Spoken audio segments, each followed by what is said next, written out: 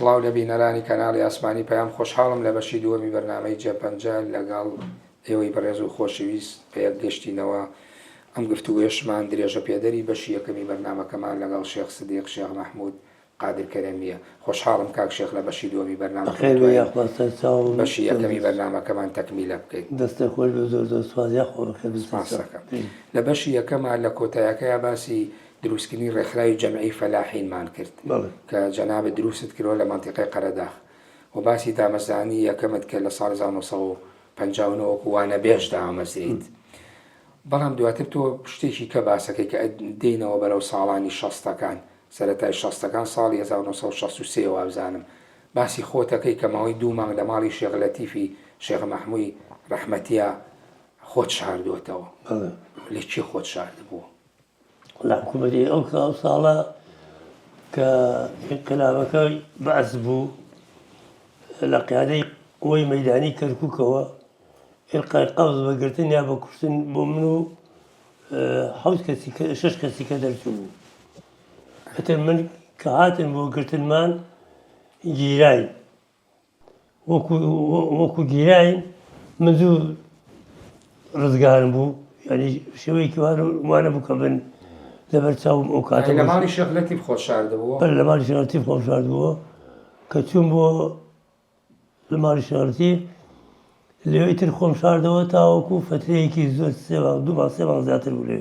بەڵێ بەزام گرتنێکی تریشی باسەکەی تۆ کاتەی لە قەرەداغ بووی 1963 بانگەکەی بۆ دادگای شۆڕش بۆ ناحیە قەرەداغ. ئەو بانکەکە چی تۆمەتێکیان ڕووبەڕوو کردیتەوە؟ دوای ئەوەی لە ماڵی شێخ لەتیف چوون بۆ قەرەداغ ماڵی خزمێکی خۆم کە شێخ ئەحمەدی ناو بوو، شێخ ئەحمەد شێخ تاهای تیمار خزمەتی نزیکمان هەیە. لە پێشەوە لە هاوینەکە تاوەکو پاییزێکی درەنگ باران دەستی پێکرد لە کەپرا بووین،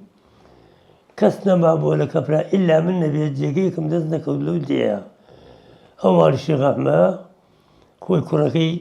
ناوی شێخ عەتا و کوڕە گەورەکەیشی ناوی شێخ عەبدوڵڵا بوو، هەردووکیان ناوتی ئەگەر بە ئێمە ڕازی ئەبی ئێمە هۆدەیەکی بچووکمان هەیە بەرهەیوانەیە کە تۆ ئەنجێگە بکەینەوە. وەختێ چوون خۆیان 2 هۆدەیانە بوو، ژوورێکیانی خۆیان ژوورێکیان مەتۆق و زەخیرە و بەرهەیوانێکیان نەبوو نیوەی دیوار بوو،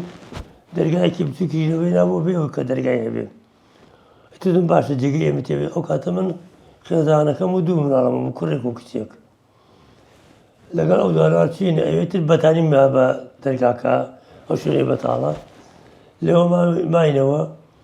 لە ئاخرا شکاتیان لێ کردبووم،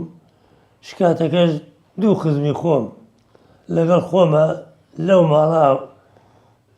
لە ماڵی خزمێکی ترابووین هاوینەکەیە لەگەڵ ئەوان تەقریران لەسەرم نووسی بوو کە خێزانەکەی من جنێو بە مەلا مستەفا ئەدات و ئەم لە ئەوەشتانە. ئەوە یەکێ لە تۆمەتەکان ئەوە یەکێ لە تۆمەتەکان. وەختی هاتن 2 پێشمەرگاتیان تۆ مەحکەمە لەسەر لەوێ لەگەڵمانەبی بۆ قەراغ. چوون بۆ قەراغ، وەختێ چوون تەماشام کرد لەوێ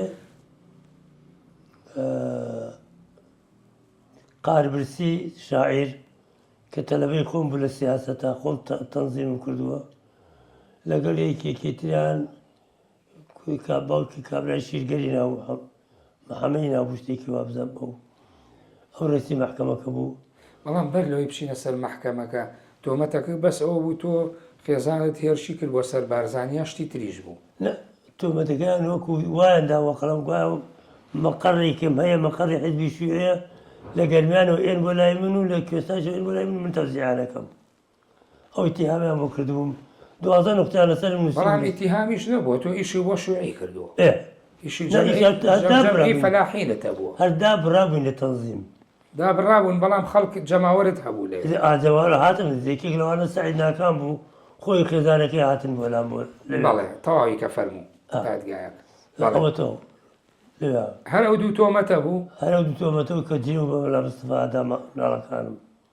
خێزانەکەم. دوایی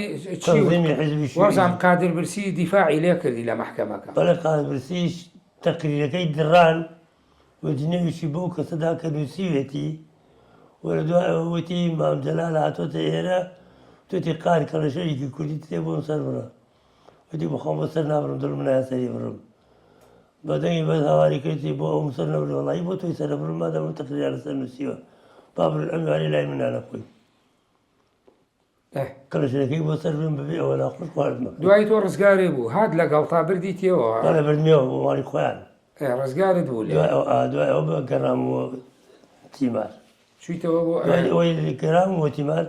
شێخ حەمەی شیعولکەریمی کڕبچنە ئەو مساعیدی ئامیر بەتەلیۆن بوو کە کەمال موفتی ئامیر هێز بوو لەوێ کە ئەوەی بیستمەوە نردی بە شوێنمە وتی بیستمە شتێکی ئاو هەیە وتم ئاوتی کێ بوون وتم یەکێکیان زابتە لای خۆت ئەتر بامی کرد زۆری زیینێ پێدا و قسەی پێوت وتی لێرە نابی ئەڕۆی بچیتە دەرەوە لێرە ئەوی دەرکرد وتی لێرە ئەمێن تۆ لای من باشە لای من نامێن تۆ پێشمەرگت لەگەڵ ئەنێرم تا نزیک شار لێ بتەرە وتمەتمە بۆ شار قەینا کە گەڕام بۆ شار لە شایتر ئەو نامەیە بۆ تاییکردم ناچ بۆ چوو بۆ لای شەڕەتی لەوێ نامەکە بوو نووسیم بۆ گەڕانەوە بەڵێ بەڵام تۆ هەر لە سەرەتای شۆڕشی ئەیلولی شا هەندێک ڕەخنا ئەگریت بە تایبەتی لادانی هەندێک لە بنەماڵی شێخ و ئاغاکان ئەڵێ لە ڕێنمایەکانی 22 شەسوویەک لایان ناوە خۆت ئەزانی لە یانزەی نوێی شەسوویەک شۆڕش دروسەوێ تقریبا 20 ڕۆژێ دوایەوە ڕێنمایەکانی 22 چی بوو؟ ڕێنمایەکان ئێمە لەو کاتە یەکێتی شێخانمان دامەزران ئەو یەکێتی شێخانە بە حەقە دێبوو شێخەکان وەکو شێخەکان هیچ شوێی لە خۆگرت بوو ئەرز دەکەم وەکو شێخەکان یەکێتی شێخانمان دامەزران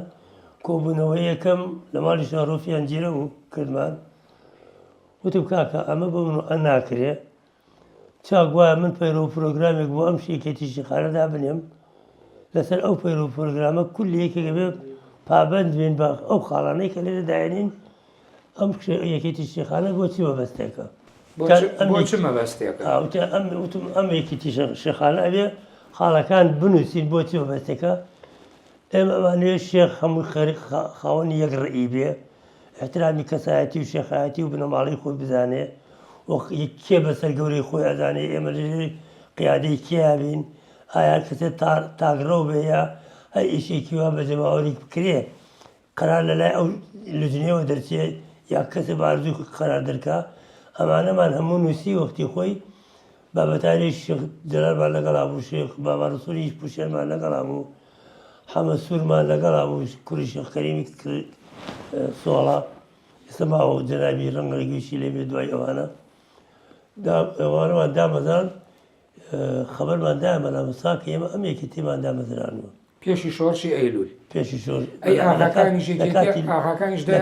لە کاتی شۆڕشی ئەیلولە تۆڕێ ڕێنمایەکانی 22/64 عەفوو 22/8 شۆڕشی ئەیلول وەکو ڕۆژی دیاریکردنەکەی یانزەی نوێیتر نازانم کە باسەکەی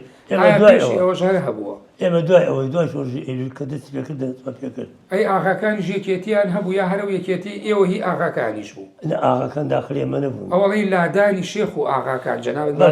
ئاغاکانی خۆیان لەناو خۆیان قسەیان کردبوو قسمێکیان لایەن دابوو بۆ لای حکوومەت یعنی مەبەست ئەوەیە لە بەرنامەکە ئەم دوو توێژە لایەن دابوو بۆ هاوکاری ئەو شۆڕش بەڵێ لە شێخەکانیش هەندێک لای دابوو مەبەست ئەو کە حەیای شێخ نەبنە پیاوی حکوومەت لەبەرەوە کە من ئەو کرد یەکێک لە دانیشتوان وتی لای بە کاکەوە بێتە حیزبایەتی ڕەفزانکردنیان هێشتێمە ئەوە بکەین لە دوای ئەوە وەختێکمان زانی خیانەتی تایە ئەو خیانەتەش وای کرد کە ئێمە ئەو یەکێتی شێخانە خێرا هەڵۆشێنینەوە لەبەرەوە بەغەڵەتان نەچین کاک شێخ من بەرنامەی تریشم کردو ئەو پرسیارەم کردووە ئیتر نازانم ئەوانن ئەیانوێن نەقدی شۆڕشی ئەیلول کەنیا هەروایە ئەڵەن شۆڕشی ئەیلول ئاغاوات و بەگەکان کردیان دژی یاسای ئیسلاح سەراعی بۆی هەڵوەشێتەوە ئەم قسە ڕاستە؟ بەڵێ زۆر ڕاستە ئەو قسەیە وەختی قانونی ئیسلاحی زەراعی دەرچوو دژی ئاغاکان دەرچوو ئاغاکان هەستان کە قانونی ڕقمنەوەتە ئاغاکان هەستان دژی ئەوە ئەتر میلەتیان بە زۆر تلانە ناو ئەو مەلامەستاشیان بە زۆر تلانە ئەوەی دووکان و خەلەکان و دەربەنی خان و ئەو شوێنانە بوو بەڵێ لە شەسوویەک بەڵێ هەموو ئەوانە حزبی شوێ هاواری کرد وەختی شۆڕژ نییە پێ نەگەیشتە بۆ خاتری خوا مەکەن بە قسەیان نەکردن فعلەن وایش بوو جا وای وەڵا بۆن ئەبوو کە کاتی شۆڕژ نەبوو ئەو کاتە ملت ئامادەی شۆڕش نەبوو لەو کاتە هێشتا چونکە هێشتا شۆڕش لە سەرەتای ئەوە بووکە ئەو شۆڕشەی کە کردمان ئێمە بەیەکەوە لەگەڵ زوباتی ئەحرارە قەرار بوو کە حقوقی خۆمان وەرگرین بە تەواوی تر بوو مەلا مستەفا هاتەوە جەماعەتی ئێمە چوونە لای مەلا مستەفا پێیان وت وتیان ئەم شۆڕشە بەم ئەو دروست بووە ئێمەش منەظەمەیەکی ئازادیخوازی کوردستان بووین لەگەڵ زوباتی ئەحرارە ئەمەمان کردووە وا جەنابەداچێتەوە تۆی دەکەین بە سەرۆک و لەگەڵ بەیەکەوە ئەم حرەکەی ئێمەش تەنجیم مەبین بەرەوە ئەتر ئەوان ئێمەیان ئێهمال کرد دوایی 4-5 هەر بە تەواوی هیچ لە ئێمەیان نەپرسیەوە ئەو کاتانە ینی حیزبی شوعیش هاوڕێی شۆڕشی ئەیلول نەبوو هاوڕا نەبوو جەنابیش کە باسی ئەو یەکێتی شێخەکان کە دروستان کرد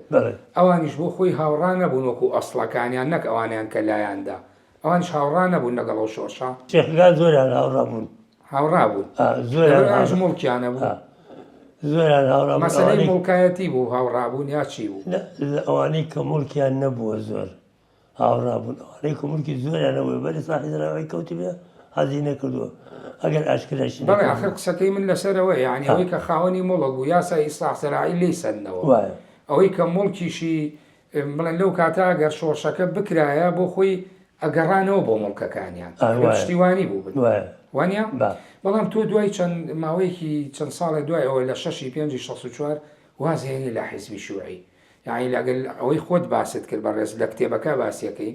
لە ساڵی 45 بۆ 64 ماوەی 19 ساڵ حیزبی شوعی بوویت و کادر و ئەندامێکی چالاک بووی لە سلێمانی لە گەڕەکەکانە لە شوێنەکانە لە بەغدا ئەگیرەی باجەکەی بەڵام بۆ گەشیتەوە قەناعەتە وازە حیزبی شوعی بێنی گەرتۆ ئەو قەناعەتێکە وازە حیزبی شوعی بێنم ناحی قەومایەتیەکەم زیاتر بروزی سەر لە لای من تەماشاوەکە حیزبی شوعی حیزبی تەبەقەی کرێکار ئەسڵەن بۆ کرێکار و بۆ میلەت هەوڵەدات ئەگەر کرێکار زەمانی زوو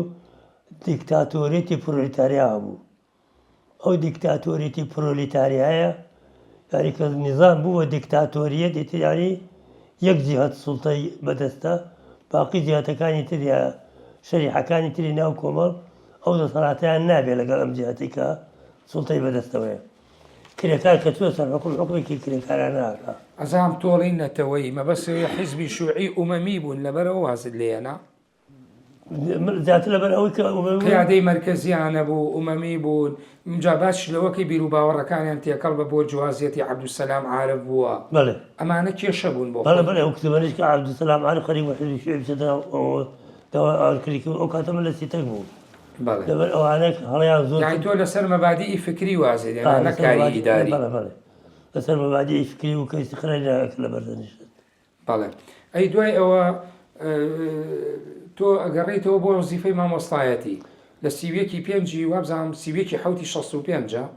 ئەوەی کە شێخ لەتیف نامەیەکە نووسێ بۆ متەسەڕیفی سلێمانی بۆ دامەزراندنەوە یەجارێکی دەست بەکاربوونەوە لە دەوام بۆ دامەزرانی میکە من فەسڵ بووم عەزلیش بووم نەک فەسڵ تۆ تەبعاً 59 کە ئەچیتەوە وەزیفە ماوەی چەندێک لە وەزیفاوی دوایی عەزل کرایت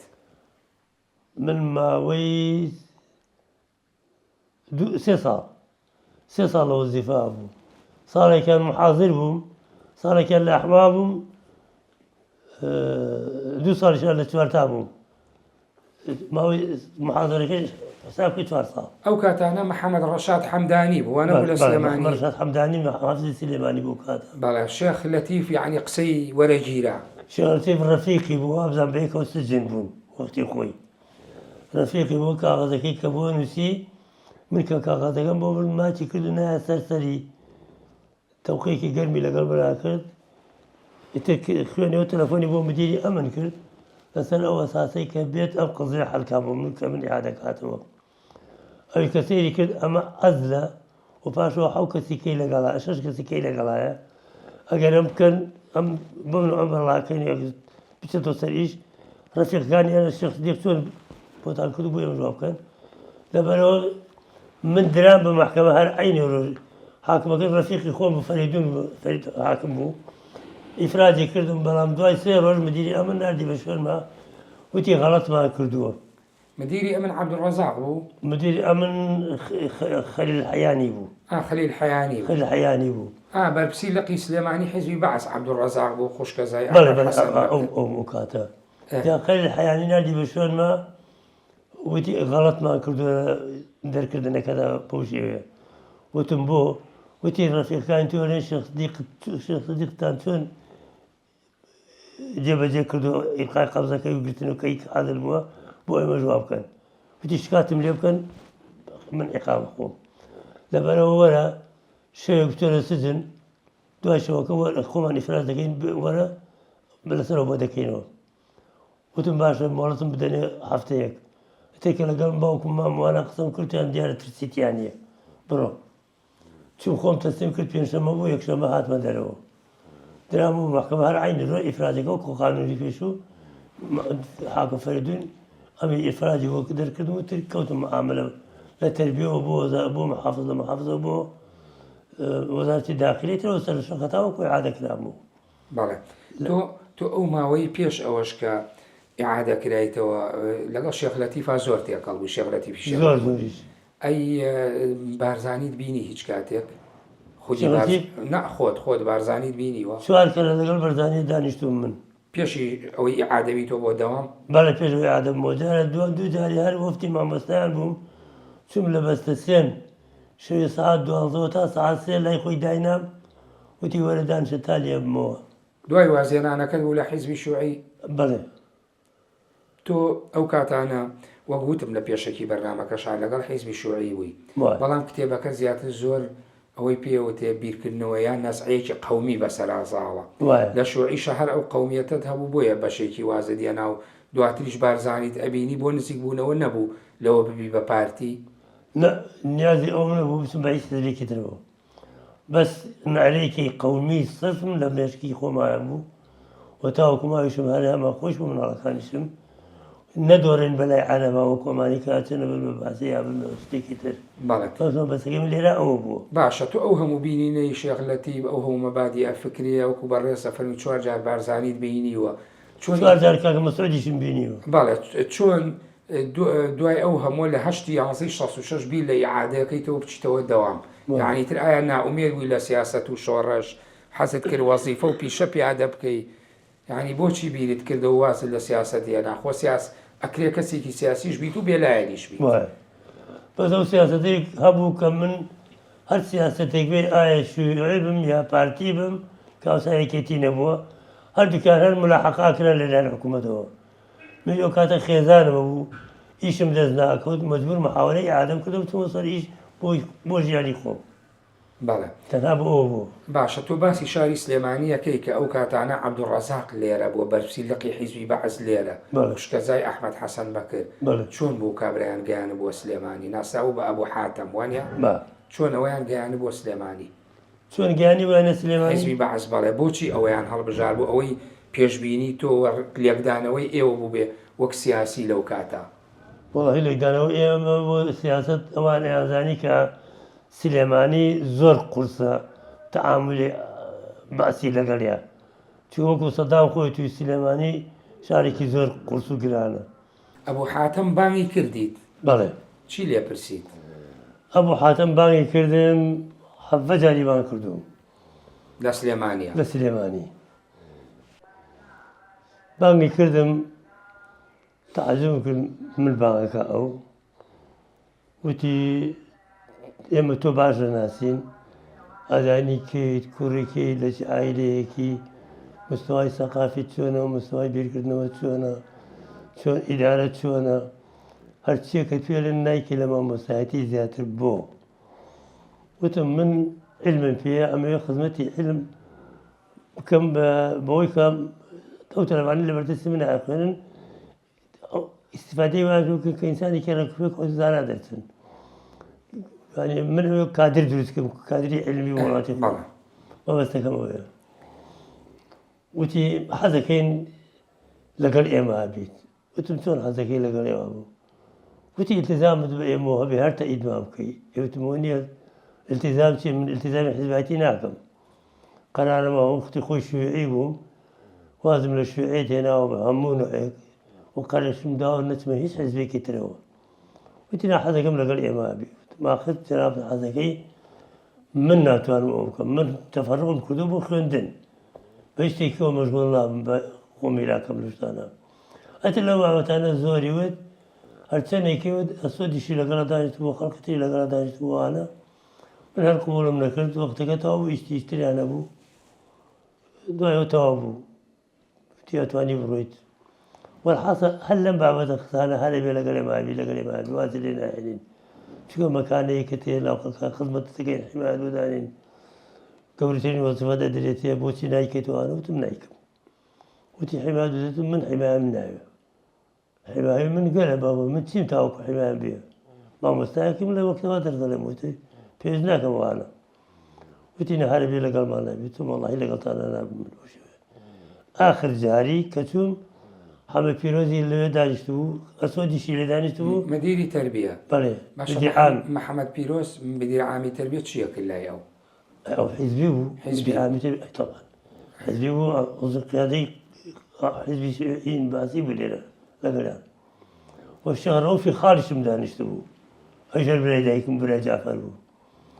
أو مدير منظمات ومصايب هو والحاصل وتي هرواز اللي يعني وتم هرواز من اللي يعني وتي بالله كنت مشرتم هي وتي فرموا السنين اللي فرموا هذا شو تكاني مستحسن وتم ناوي أو مكتباني كلا كردستان هم تان كردو بناي بعسيه هو يقول له سنة وكنا كان إخوان وتي هذا ما يصير وتم ناوي حزبكتان حزبي بعثي عربي اشتراكي ناوي كردي تاع وتينا خير وتمكن حزب عراقي اشتراكي من منعه ولهذا ما يصير رأي قيادة وتم باشا توبة همو ثقافتك خوتو من قوم زور ذات اللي توبة من ثقافة الزانو سر رأوي اي لولاتك ما دايجير تان كردوها اي استهادي فكري شمكيت وتينا استغفر الله وتم أي قال لك سيد الرئيس نبوتي عليه وتتي عليه عليه أوي بقدر ميقمو يقلق قوميتي خوي لا شرفي نية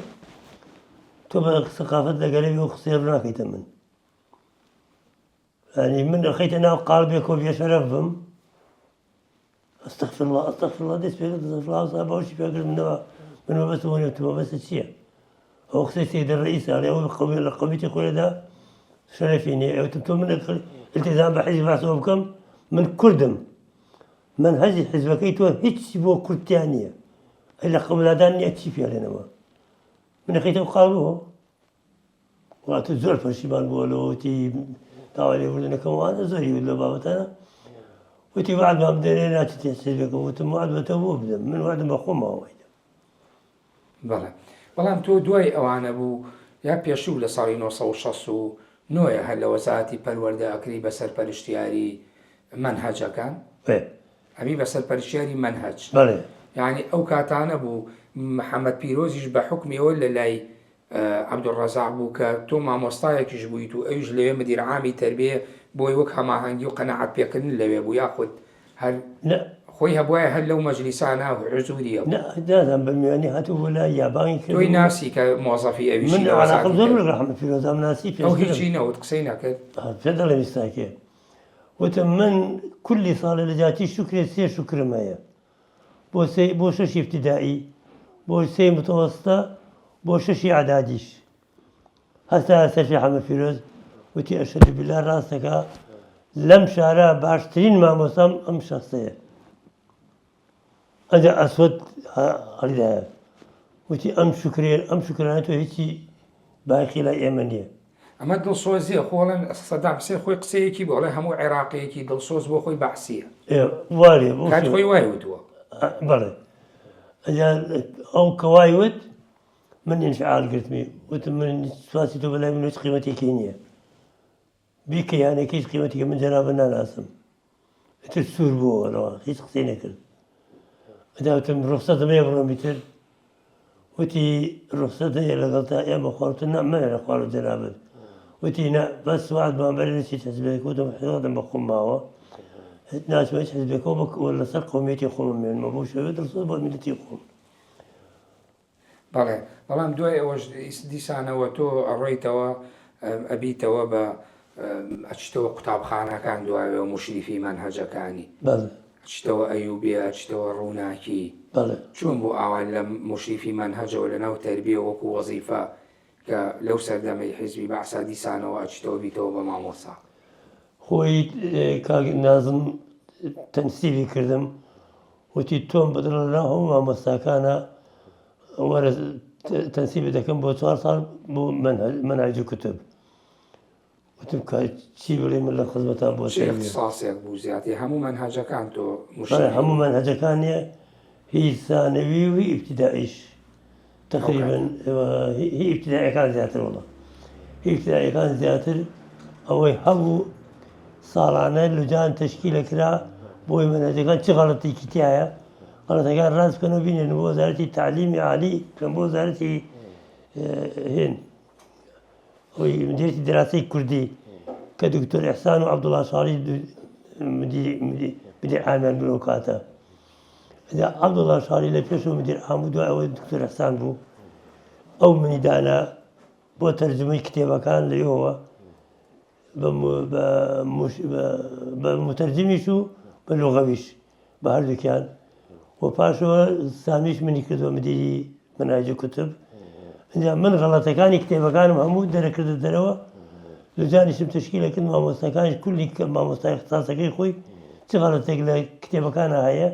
بێنووسن بۆم بنێنن تەوحیدەکەمە بێن بۆ مدیرێتی عامی دراسی کوردی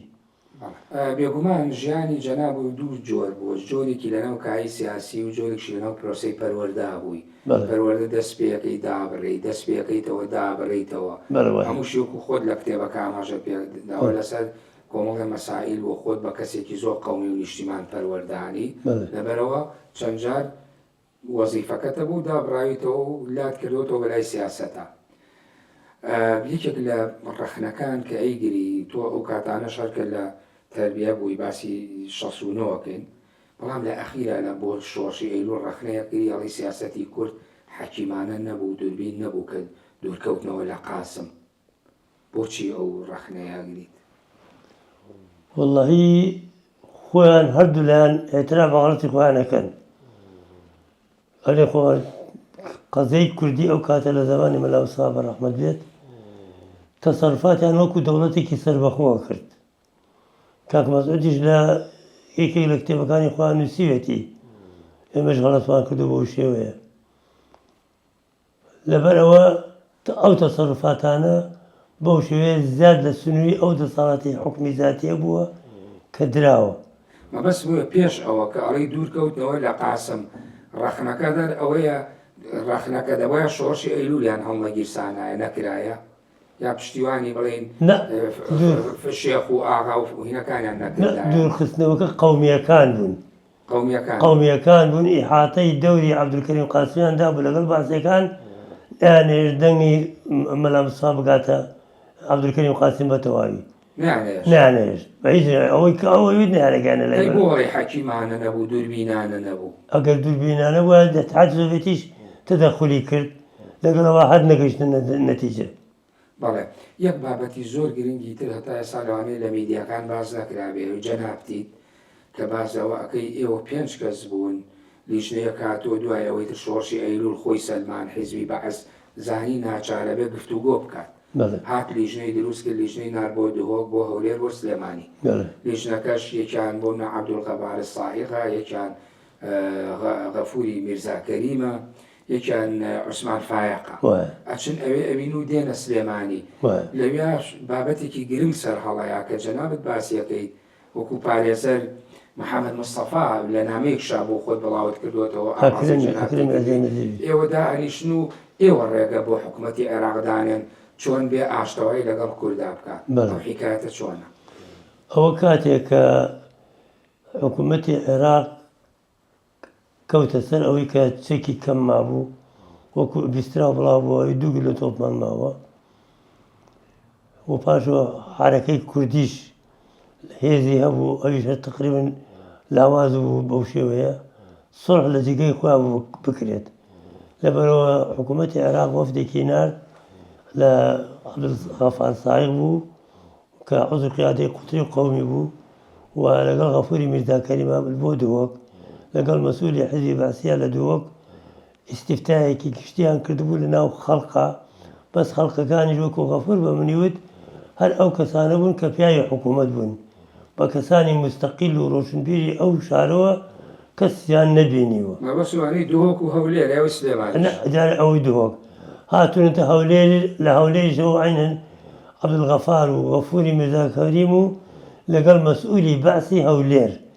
كأي لقال أنا بوا استفتاء كان كردوا هربك جاشو مستشارو حزب كان إخوان كدانا وتأييد إخوان كان هل اتصالنا بوانو كردوا كسي مستقل واستاذنا كردوا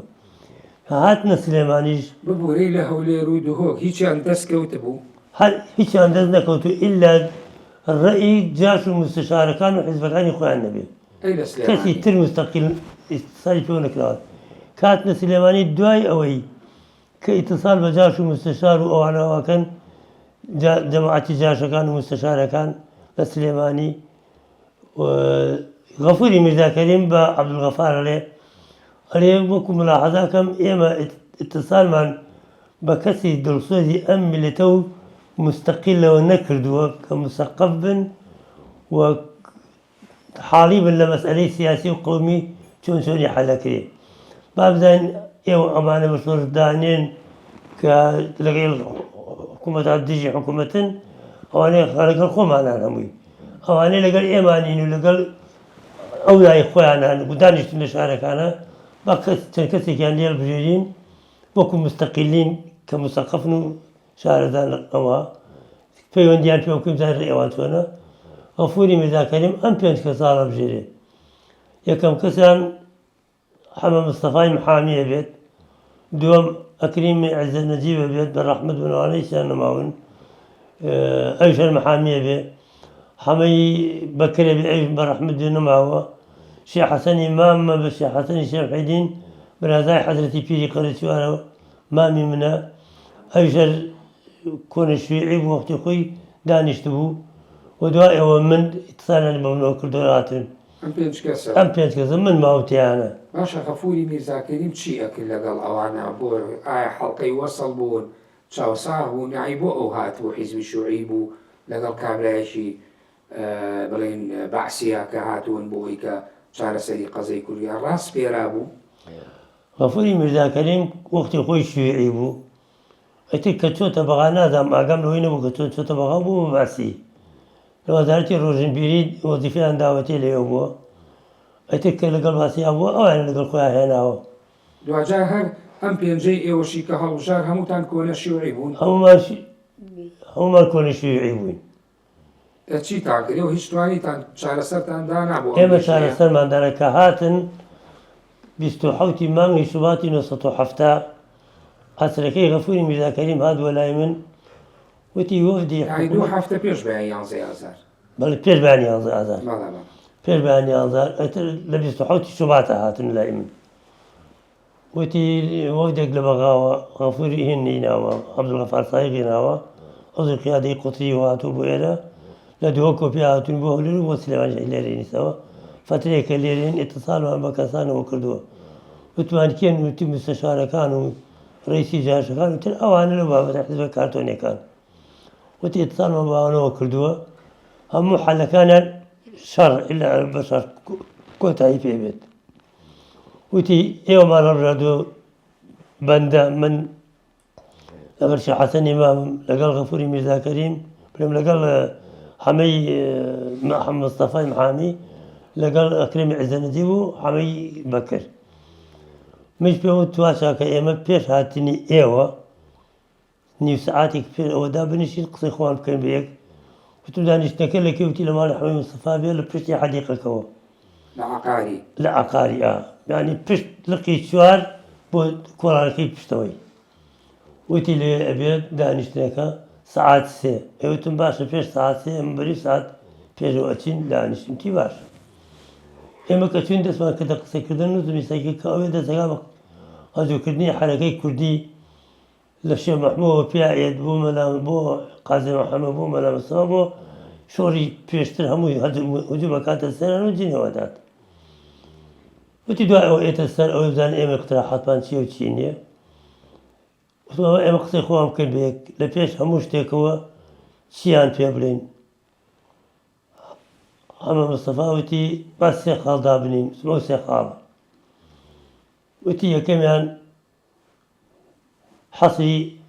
لابرني أبوقي أبوقي لسر كردستان لا برد أو برسيتي كهولو أبو برسيتي كالشاركة أو أبوقي لسر كردستان لا برد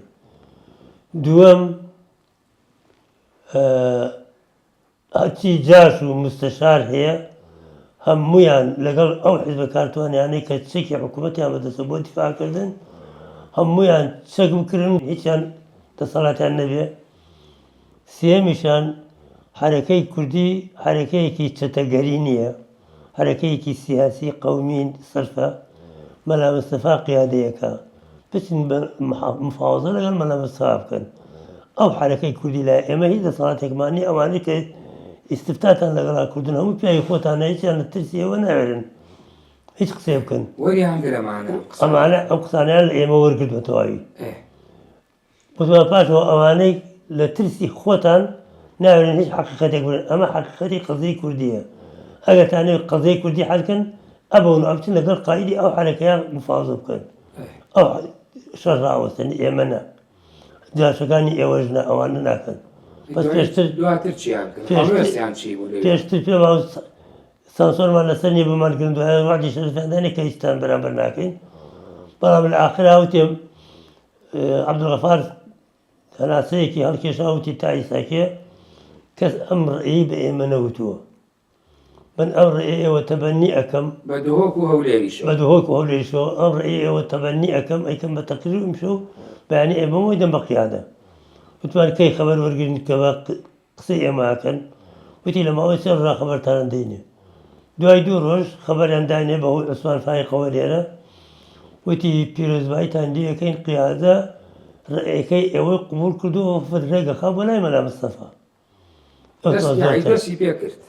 بله بەڵام لە کتێبەکە جەناو باسەکەی ڕێیەکێ لە خاڵەکان لابردنی حیزبە کارتۆنی و جاش و شتەکانەوانەی هەموو حەل کرد بله أواني هم حل كرد خۆتان جاش بینیتانەوە. ومستشار جاش ومستشار أواني هم حل كرد یعنی ئەکرێ بڵین لەسەر داوای ئێوە حکوومەتی عێراقی ئەو وەفدەی حیزبی بەعەس کە چووە ناوکردان بۆ لای بارزانی لەسەر داوای جەنابتان بوو أو لجني إما صالح إما صالح. دوامة كل صالح شستو صالح حفتان نص حفتان مانغي شبات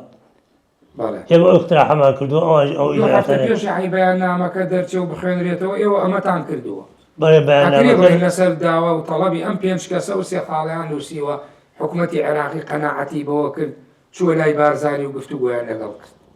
أي أجر قناعتي أنا كذا بيرسل سري أو أنت لسوني إما بيرسل كسبين ئەمە ولا ڕووداوێکی مێژووی گرنگە تەڵان طبعا رضاوي كيميائي زور بقوتيش تایسە لە سەرچاو مێژوویەکانە ئەمەی جەنابەت باسیەکەی ئاماژی پێکراوە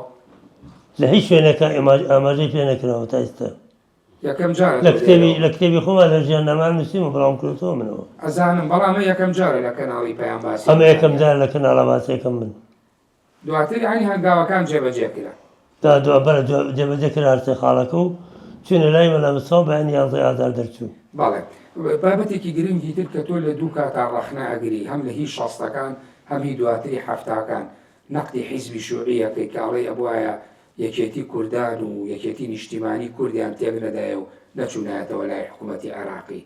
خۆش باگراوندی شوعی تەبوو یعنی ئەوە بە قەناعەتی خۆت بوو یا ئەو لەحزەیە بیرت لەوە ئەکرۆک و پەرچەکردارێکە وازە لێ ناون ئەم قەناعەتە هەبوو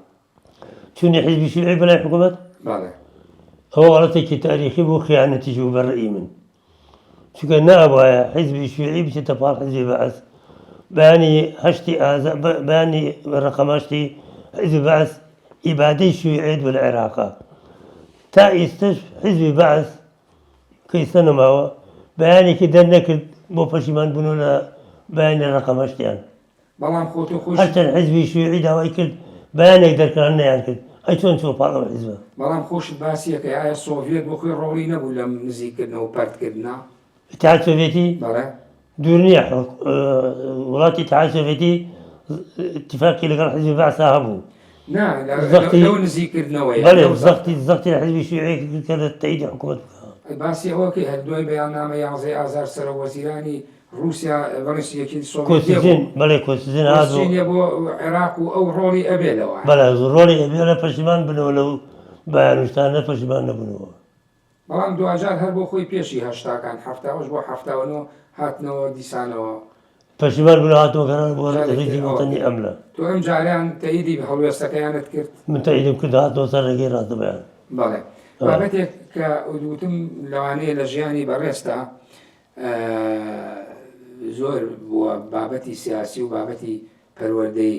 دەستەواشەیە بەکارێنی لە شوێنێکا کە باسەوەکەی کاڵی سیاست نیوەی زیاتر بوونە ئەوە مەبەستت چییە؟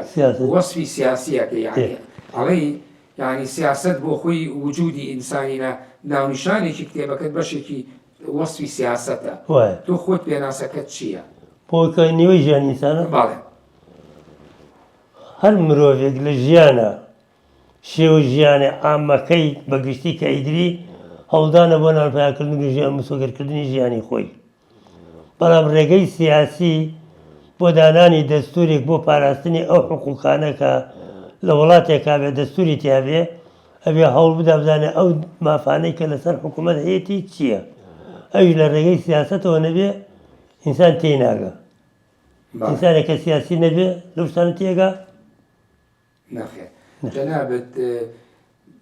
وەک پێشێکیش باسم کە نزیکەی نیو سەدا تامان بەشێکی زۆری لە ناو سیاست و پەروەردەبی چۆن وەکو چۆنەڵی دوو دیوی دراوێک سیاست و پەروەردەت پێکەوە گرێدا سیاست و پەروەردە ئەسڵەن جارێ ئەوەی ئەگەر لە پەروەردە سەرکەوتوو نەبێ و خوێنەواری تەواو نەبێ نەتوانێت هەموو زمانەکان فێر بێ ناتوانێت کتێبی سیاسی بخوێنێتەوە دوای ئەوە ئەگەر زمانزانیش نەبێت لە زمانی وڵاتێک کە سیاست بە قۆت بێتایە تێی ناگە سیاست چییە ئەگەر ویستی بچێتە ناو دەسەڵاتی شۆتوڵحی ئەوەی هەبێ ئەبێ ڕێگەی سیاست بگرێتەوە فقی پێ بکە ئەگەر لە ڕێگەی پەروەردەوە پێ نەگەیشت بێ ئەتوانێت سیاست بکە یەکێک لە کارە گرنگەکانی تۆ لە پەروەردە ئەوەیە کردوتە بۆ خۆت ئاژەڵ و یا بڵێن هەندێک جانداری بردووە تەشیعت کردووە لە ناو تاقیگا بۆ قوتابیەکانت ئەمە باسی سێگینی گرنگت کرد کەوتی بچوومەتە لای بەڕێوەبەری تەلوێوتومە ئەمە بکەم ئەم لایەنە کردەیە دەوری هەیە گەرەمە بۆ دیوە سیاسیەکەشی ڕاز بێ یاخودەوەی هەر بە نەزاریشت باسکە وەڵا بۆ دیوە سیاسیەکەشم مەبەستە و بۆ دیوە تەربیەکەشم ئامانجی خۆم پێکاوەلەوە چیت بردووەتە ناو تاقیگەوە بۆ قوتابیەکانت لە سلێمانی لە پۆلی لە قۆناغی یەکەوە تا پۆلی شەشی ابتیدایی یەک نا بەڵام 5 و 6 بۆکم بۆ تەرشێحکردوون بۆ ئەوەی بزانێ کە ئینسان چۆن هەنا سەعەدا خواردن چۆن ئەخوا جیهازەکانی ناوچکی ئەو ئاژەڵە بزانێت چی و چییە سیەکانی پیشانداوە مەعیدەی ڕێخۆڵەکانی ئەوانە پیشاندا بۆ بەڵام لە سانەویە لە سنفیەکەوە تا 6 ئاعدادی کەرێشکم بۆ تەرشێحکردوون لە سانەوی ڕۆشنبیر لە کاتێکا کە کەرێشکم بۆ تەرشێحکردن لە دەرگای مختبەرەکە دراگ وتم فەرموو نووری عارف و مفەتیشی تەربیە کە لە هەولێرەوە هاتوون ئەنوەر سلێمانی ناو بەڕەحمەت بێت هاتنە ژوورەوە کە سەیری کرد من کەرێشکم لە بەردەسا و سەیرەکە وتی ئەوە چییە کە مامۆستا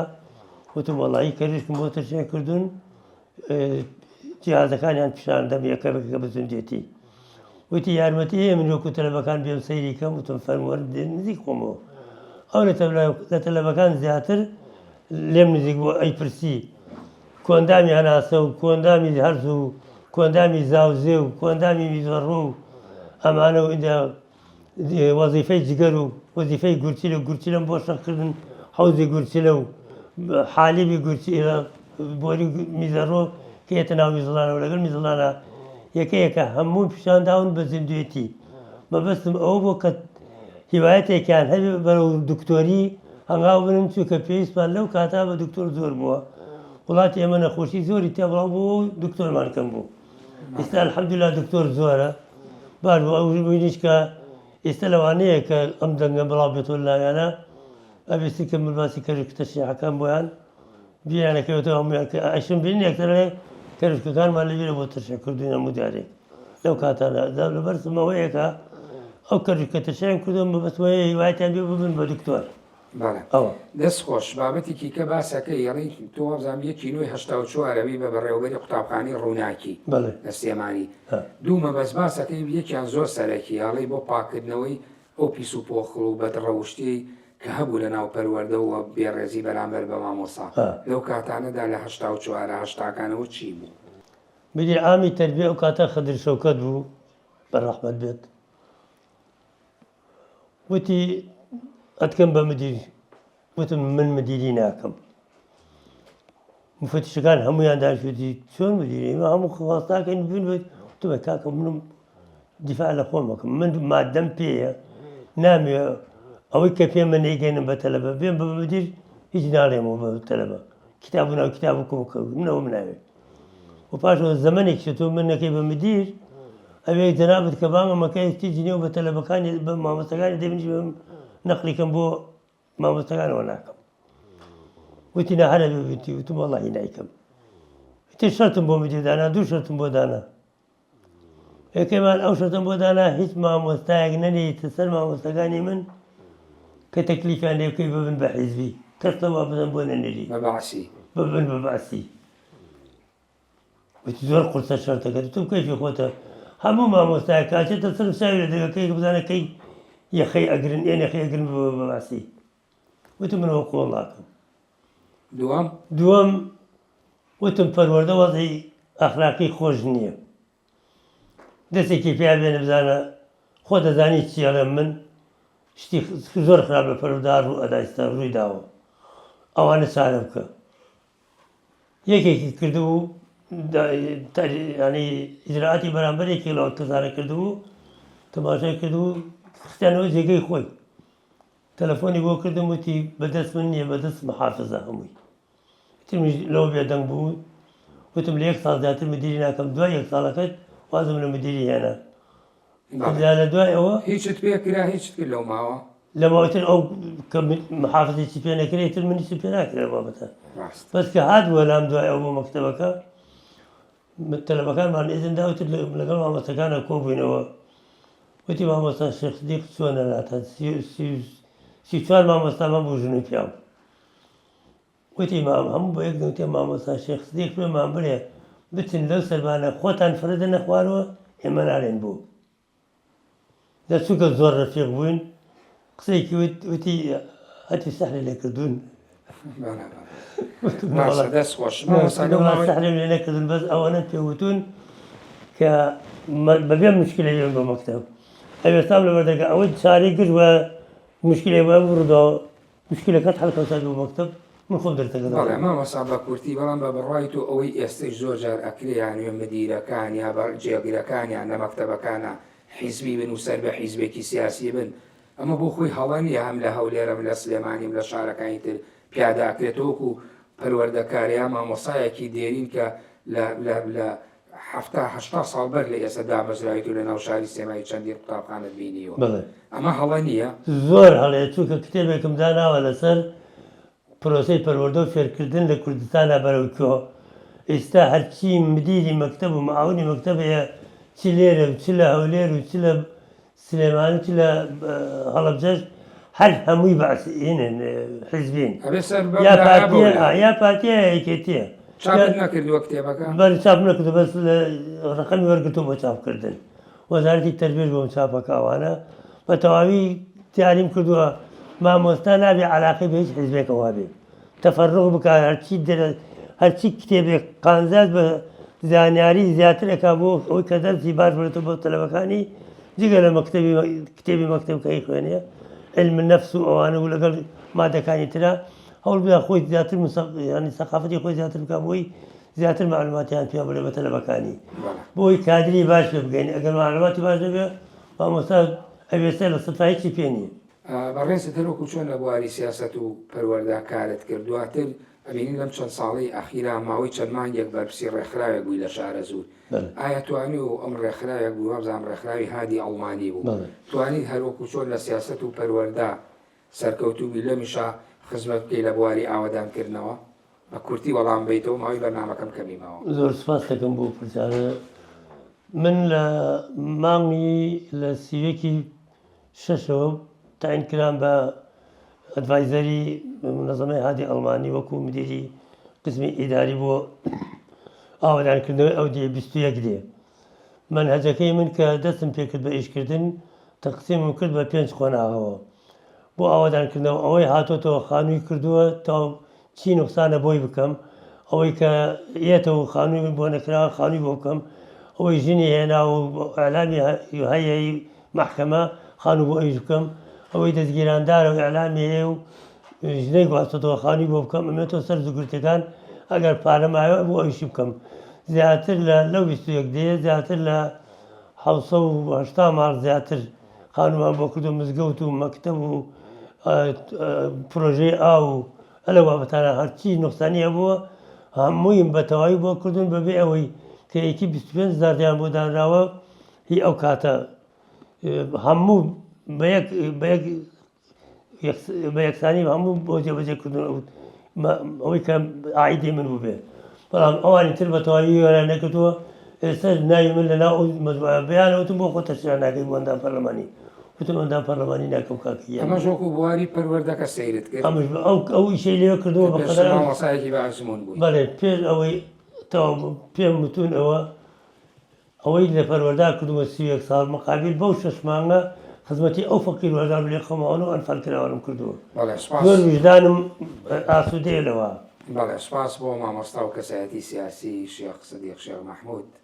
کە لەم بەرنامەیە ئامادە بوو بەر لەوەی ماڵاوی لەبینەرانم بکەم ئەگەر ڕێداشتێک بنووسیە جێپەنجەی خۆن لەسەرم نووسە بە جێبی هەڵی بۆ